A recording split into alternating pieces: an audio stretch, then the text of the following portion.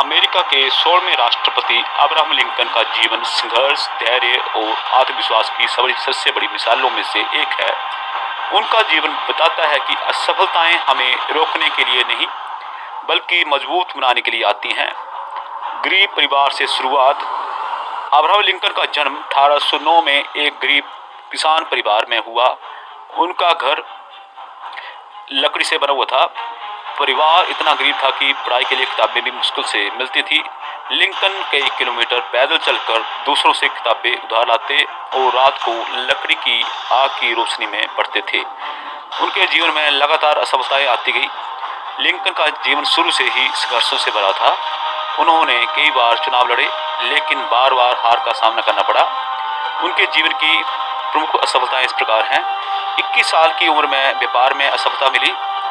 22 साल में वो पहला चुनाव हार गए।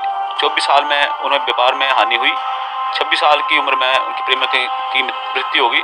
34 साल में कांग्रेस चुनाव में हार गए। 45 साल में सीनेट चुनाव में हार गए और 49 साल में उपराष्ट्रपति चुनाव में हार। इन असफलताओं के बाद भी उन्होंने हार नहीं मानी। लगातार संघर्ष और मेहनत के बाद आखिरकार 1860 में वे अमेरिका के राष्ट्रपति चुने गए। इसमें देश गृह युद्ध के दौर से गुजरा था। लिंकन ने साहस और समझदारी से देश का नेतृत्व किया और दास प्रथा को खत्म करने का ऐतिहासिक फैसला लिया।